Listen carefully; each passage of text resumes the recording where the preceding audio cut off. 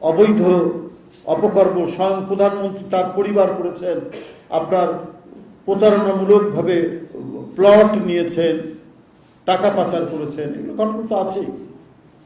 ইংল্যান্ডের MP tulip Siddiqui, তার বাংলাদেশের পাসপোর্ট এবং আইডেন্টিটি কার্ড রয়েছে। তিনি ব্রিটেনেরও কি বলে যে নাগরিক হয়েছেন, এবং নাগরিক হয়েছেন বলেই তো সেখানে তিনি এমপি হতে পেরেছেন। এই যে প্রবঞ্চনা, প্রতারণা, মানুষের চোখকে ফাঁকি দিয়ে অপকর্ম করা, এটা যেন একেবারে ডাল ভাত হয়ে গিয়েছিল। শেখ হাসিনার জন্য এই সমস্ত অপকর্ম করার কোনো বিষয়ই ছিল না। অবাধে তিনি করতে পারতেন। পূর্বাচলে প্লট ছেলের নামে, ভাগ্নির নামে, ভাগ্নার নামে, মেয়ের নামে, জামাইয়ের নামে, কেউ বাদ নেই। অথচ শেখ হাসিনার ঢাকা শহরে বাড়ি আছে। নিয়ম অনুযায়ী ঢাকা শহরে যদি বাড়ি থাকে সে আর কোনো প্লট, সরকারি প্লট পেতে পারে না। কিন্তু শেখ হাসিনা গায়ের জোরে, তার ফ্যাসিবাদী শাসনের জোরে, তার আত্মীয় স্বজনের নামে সেটা করেছে। তো এই পরিস্থিতি তো আমরা দেখে এসেছি। সেখান থেকে মানুষ পরিত্রাণ চাচ্ছিল, এবং পরিত্রাণ চাচ্ছিল বলেই সেই শিশু, বাচ্চা, তরুণ, শিক্ষার্থীদের পাশে বাবা মা নেমে এসে যে বিপুল তরঙ্গ তৈরি করে শেখ হাসিনাকে পালাতে বাধ্য করে দেশের জনগণ। এর পরের সময়টা তো হবে অত্যন্ত শান্তিপূর্ণ, স্বস্তিদায়ক সময়। সেখানে যদি কিছু কিছু ঘটনা এমন ঘটতে থাকে যেটিতে জনসমাজের মধ্যে ভীতি এবং শঙ্কা তৈরি করবে কেন?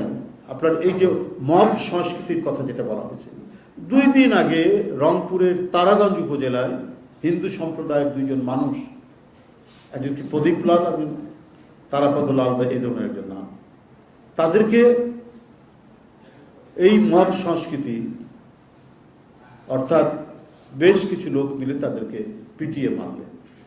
কত দুর্ভাগ্যজনক।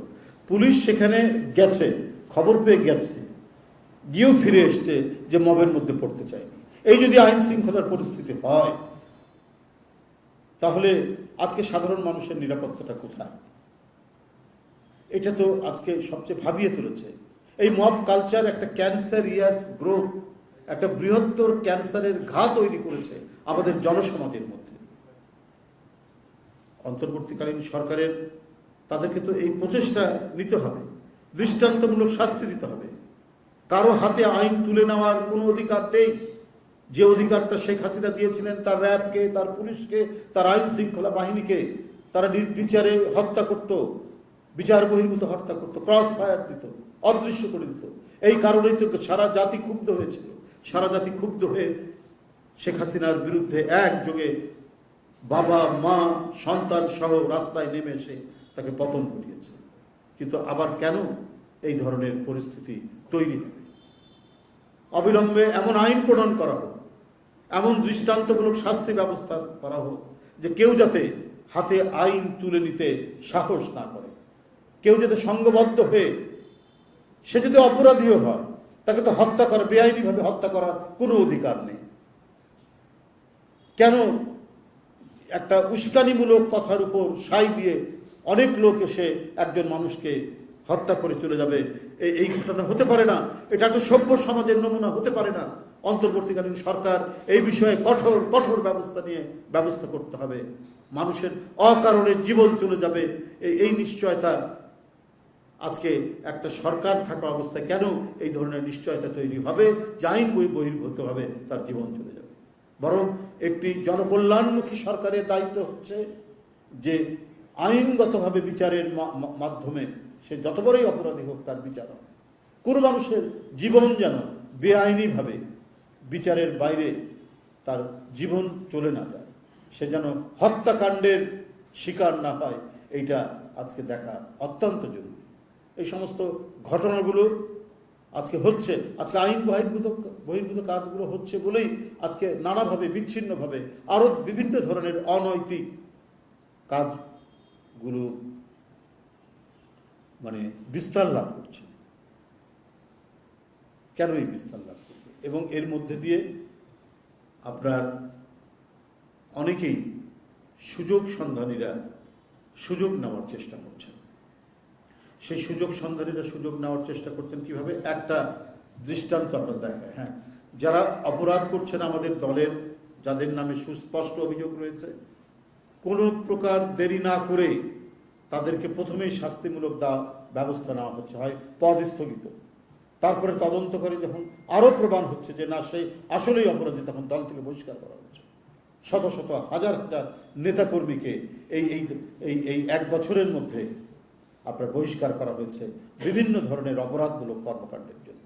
আমরা যখন শুনেছি যে আমাদের দলের অঙ্গ সংগঠনের কেউ কেউ কোনো জায়গা দখল করেছে, কোনো জমি দখল করেছে, সে হোক আওয়ামী দোসরদেরও যদি হয়, আমরা সেই ক্ষেত্রে তাদেরকে কোনো ধরনের আশকারা তো সে পায়নি, সাথে সাথে তার বিরুদ্ধে ব্যবস্থা গ্রহণ করা হচ্ছে। কিন্তু এই সুযোগে আবার দুষ্ট চক্রও তৈরি হচ্ছে। চট্টগ্রামে আপনি দেখুন, চট্টগ্রামে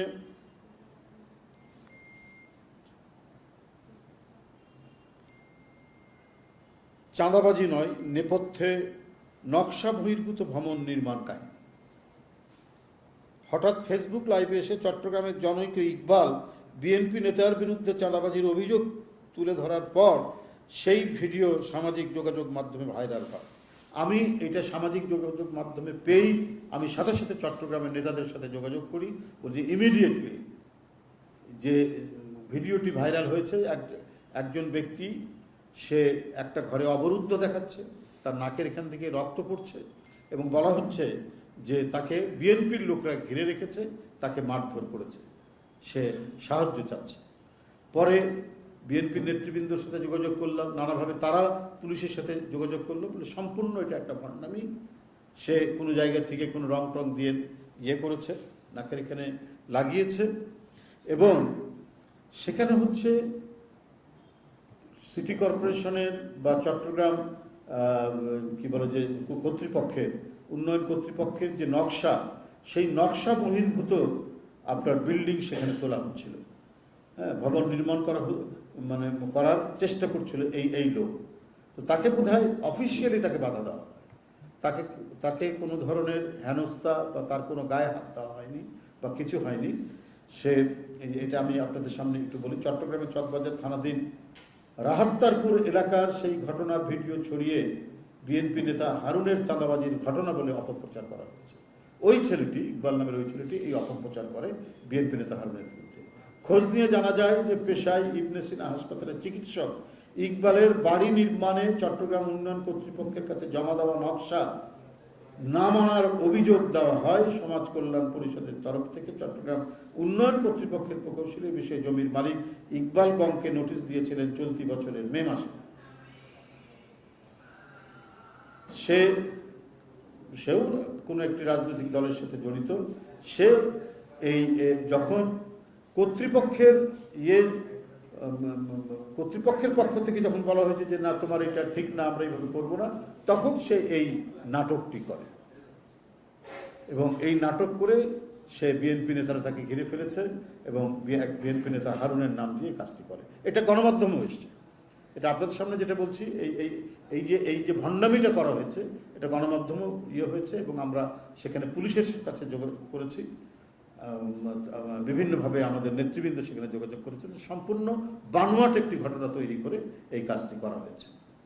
তো এগুলো করছেন যারা, আপনারাও তাদের চেনেন, জানেন, এটা করছেন একটা বিশেষ উদ্দেশ্য নিয়ে। সামনে নির্বাচন, বিএনপির ভাবমূর্তিকে নষ্ট করা বা নানাবিধ কর্মকাণ্ডের জন্য। একদিকে যেমন পলাতক দোসররা আছেন, ঠিক তেমনিভাবে আরও দুই একটি রাজনৈতিক দল তারা করছেন। এবং এই ইকবাল, এই ভদ্রলোকটিও একটি রাজনৈতিক দল, ধর্মভিত্তিক একটি রাজনৈতিক দলের সে একজন নেতা, সে এই ধরনের কাজ করছে। অথচ আজকেই আমরা পেয়েছি যে এটা কাপাসিয়াতে এই রাজনৈতিক দলের এক ছাত্র সংগঠনের নেতা অনেক আজে বাজে কথা বলেছেন, শিশুদের সাথে অনৈতিক।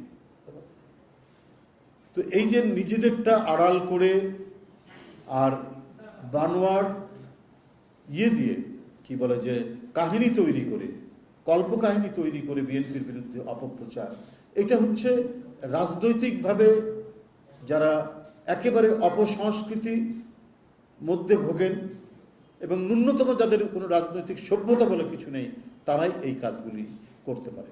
আরে আমাদের তো প্রকাশ্যেই যারা বিএনপির নামে বা কোনো অঙ্গ সংগঠনের নামে কোনো ধরনের অপরাধমূলক চাঁদাবাজি দখলবাজির সাথে জড়িত ভুড়ি ভুড়ি প্রকাশ্যে প্রতিদিন কাউকে না কাউকে বহিষ্কার করা হচ্ছে, কারো পদ স্থগিত করা হচ্ছে, শোকজ করা হচ্ছে, আজীবন বহিষ্কার করা হচ্ছে, এই ব্যাপারে তো কোনো দ্বিধা নেই।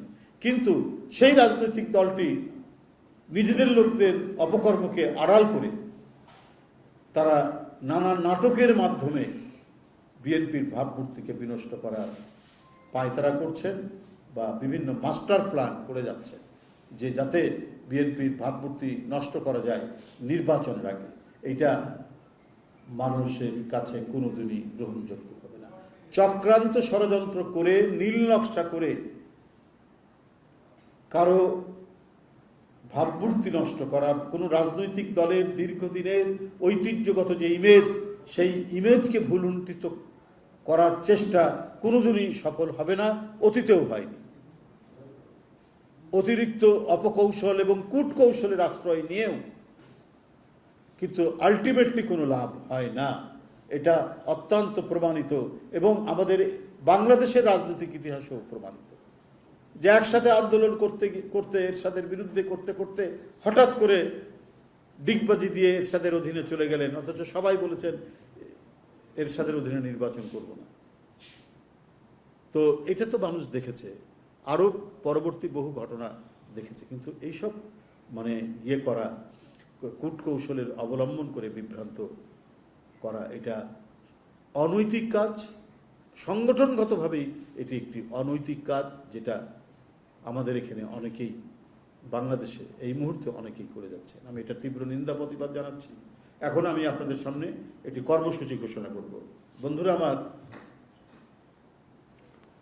আগামী শুক্রবার এদেশের গণতন্ত্রকামী মানুষের আশা ভরসার এক অনন্য প্রতীক, শত নিপীড়ন নির্যাতন ভোগ করে যে অবিসংবাদিত নেত্রী দেশনেত্রী বেগম খালেদা জিয়া তার চিরচেনা আপোষহীন রাজনৈতিক নেতৃত্বের মাধ্যমে গণতন্ত্র ফেরানোর দুর্বার আন্দোলনে গোটা জাতিকে তিনি উদ্বুদ্ধ করেছেন। আমাদের সেই প্রিয় নেত্রী দেশনেত্রী বেগম খালেদা জিয়ার আগামী পরশুদিন শুক্রবার ৮০তম জন্মবার্ষিকী, ৮১তম জন্মদিন। ৮০তম জন্মবার্ষিকী, ৮১তম জন্মদিন। এই দিনটি উপলক্ষে বাংলাদেশ জাতীয়তাবাদী দল ঢাকা সহ, ঢাকা কেন্দ্রীয় কার্যালয় সহ সারা দেশের বিএনপির কার্যালয়গুলোতে অথবা মসজিদে দোয়া মাহফিল অনুষ্ঠিত করবে। দেশনেত্রী বেগম খালেদা জিয়ার আশু সুস্থতা কামনা এবং তার দীর্ঘ জীবন কামনা করে এবং ৭১, ৯০, ২০২৪ সমস্ত আমাদের স্বাধীনতা সংগ্রাম এবং গণতান্ত্রিক আন্দোলনে যারা শহীদ হয়েছে তাদের আত্মার মাগফিরাত কামনা করেও আমরা সেদিন দোয়ার অনুষ্ঠান করব। বাংলাদেশ জাতীয়তাবাদী দলের সারা দেশের বিভিন্ন কার্যালয়ে আমাদের বিভিন্ন ইউনিট এই কর্মসূচিটি পালন করবেন। দোয়া ও মিলাদ মাহফিলের কর্মসূচিটি পালন করবেন। আগামী পরশুদিন শুক্রবার দেশনেত্রী বেগম খালেদা জিয়ার ৮০তম জন্মবার্ষিকী এবং ৮১তম জন্মদিন উপলক্ষে আমাদের দোয়া এবং মিলাদ মাহফিলের অনুষ্ঠান একেবারেই অনাড়ম্বর এই অনুষ্ঠান। কোনো কেক কাটা বা অন্য কোনো এর সাথে কোনো কর্মসূচি থাকবে না। শুধু তার দীর্ঘ জীবন কামনা করে এবং তার আশু সুস্থতা কামনা করে, তার রোগ মুক্তি কামনা করে আমাদের দোয়া এবং মিলাদ মাহফিল, এই কর্মসূচিটি আমি আপনাদের সামনে ঘোষণা করলাম। ধন্যবাদ আপনাদের সবাই। এটা আপনারা, আমার মনে হয় যে আপনারা তাদেরকে জিজ্ঞেস করবেন। প্রথমত আমি বলি যে একটা গণতান্ত্রিক যে বাতাবরণ বা পরিবেশে সবাই নিজ নিজ দল এবং তার অভিমত প্রকাশ করতে পারেন, এর জন্যই আমরা লড়াই করেছি। তবে আমার এই কথাটি এই জন্য আপনার প্রশ্নের সাপেক্ষে আমি কথাটি বলছি এই জন্য যে এটা কিন্তু 5ই আগস্ট বা তার আগে এই পিআর পদ্ধতির কথা আমরা সেই সমস্ত রাজনৈতিক দলগুলোর কাছ থেকে আমরা পাইনি। আমরা এ বিষয়ে বিস্তর আলোচনা করেছি। আমরা বলেছি যে পিআর পদ্ধতি এই মুহূর্তে আমরা যদি যাই, এই ব্যবস্থাটি যদি আমরা প্রবর্তন করতে চাই, তাহলে আমাদের সমাজ অতটা প্রস্তুত নয়। পশ্চিম ইউরোপের অনেক দেশে, ফ্রান্স সহ অনেক দেশে আছে, আমাদের পার্শ্ববর্তী নেপালে সেই পদ্ধতিটা রাখবে কিনা, কারণ নেপাল তো তৃতীয় বিশ্বের দেশ, গরিব দেশই বলা যায়, কিন্তু তাকে বারবার নির্বাচন করতে হচ্ছে। একটা নির্দিষ্ট পরিমাণ ভোট না পেরে থাকে আবারও নির্বাচন যেতে হয় 2-3 দিনের মধ্যে বা 1 সপ্তাহের মধ্যে। এইটা মানে একটা গরিব অর্থনীতি এটা সাস্টেইন করতে পারে না। জাপানেও কিন্তু পূর্ণাঙ্গ পিআর পদ্ধতি নেই। আমাদের এই দেশের মানুষ এখনো এই ব্যবস্থাটির সাথে পরিচিত নয়, 1 নম্বর। 2 নম্বর হচ্ছে আমাদের সমাজ ওই স্তরে নেই যে স্তরে পশ্চিম ইউরোপের সমাজ দীর্ঘদিনের গণতান্ত্রিক তাদের যে চিন্তা চেতনার মধ্যে দিয়ে, তাদের যে চর্চার মধ্যে দিয়ে যে পর্যায়ে এসছে, আমাদের তো সেই পর্যায়ে আসেনি। আমরা স্বাধীনতার পর থেকে অনেকবার বাধাগ্রস্ত হয়েছে, বাকশাল হয়েছে, এর সাথে সামরিক আইন হয়েছে, আবার 16 বছরের নতুন ফ্যাসিবাদ আমরা দেখলাম। তো এখানে যে গণতন্ত্র চর্চার যে জায়গাটি, সেই জায়গাটি তো সবসময় অত্যন্ত দুর্বল থেকেছে। আমাদের কিন্তু প্র্যাকটিসটা আগে বাড়াতে হবে। এবং পৃথিবীর অন্যান্য দেশেও যেখানে এটি চালু রয়েছে, সেখানেও কিন্তু আবার নতুন করে সেখানে ভাবা হচ্ছে। তো হঠাৎ করে এটি যদি আমরা এখন প্রবর্তন করতে যাই, তাহলে এক ধরনের জটিলতা তৈরি হবে। এবং আমার মনে হয় যে এখন যারা এই কথাটি বলছেন, সেটা আমার মনে হয় যে এক ধরনের জটিলতা তৈরি করা ছাড়া আর অন্য কোনো উদ্দেশ্য আছে বলে আমরা মনে করি না। এটা যদি দীর্ঘদিনের একটা দাবি হতো, যেমন বৈষম্য বিরোধী ছাত্র আন্দোলনে কোটার বিরুদ্ধে তারা আন্দোলন করেছেন, আমরা সেটি শুনে এসেছি, এটা নিয়ে অনেক আলোচনা হয়েছে অভ্যস্ত।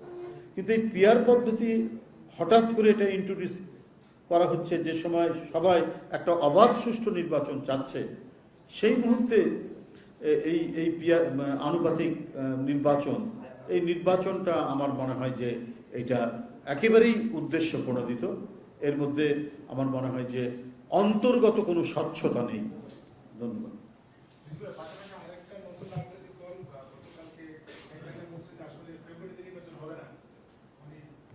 না, আমি তো আগেই বলেছি বিভিন্ন রাজনৈতিক দলের মতামত থাকতে পারে, কিন্তু কথাটা হচ্ছে যে গণতন্ত্রের চর্চা যদি প্রলম্বিত হতে থাকে তাহলে লাভ কার?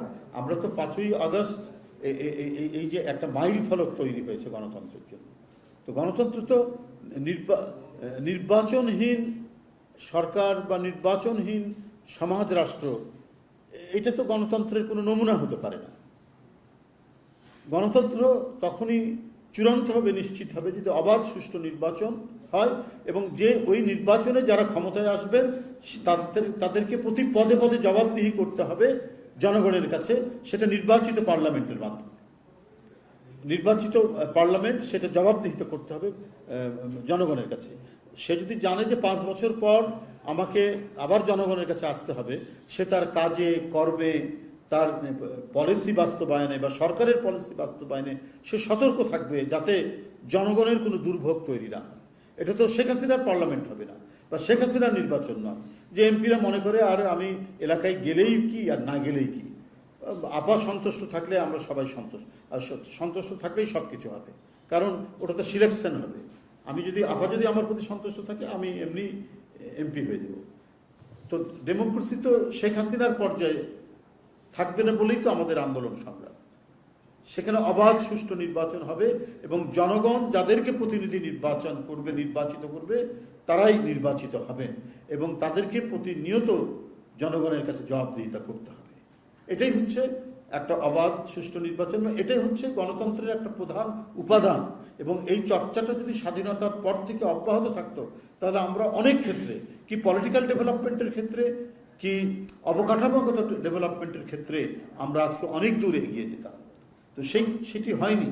কারণ এখানে বাকশাল হয়েছে, একদল হয়েছে, এর সাথে সামরিক শাসন হয়েছে, নানান ধরনের মানে বাধাগ্রস্ত হয়েছে সময় সময় সময় সময়। তো আমরা সেই জিনিসটা চাই না।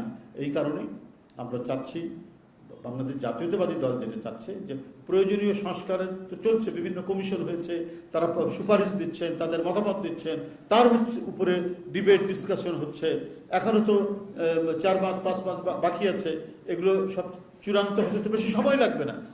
তো তারপরেও যখন একটা নতুন ইস্যু যোগ করা হয়, এই ইস্যুটা হচ্ছে নিশ্চয়ই জটিলতা তৈরি করার জন্য, এর মধ্যে কোনো আন্তরিকতা নেই। ধন্যবাদ। আর থাক আর দরকার নেই। ওকে।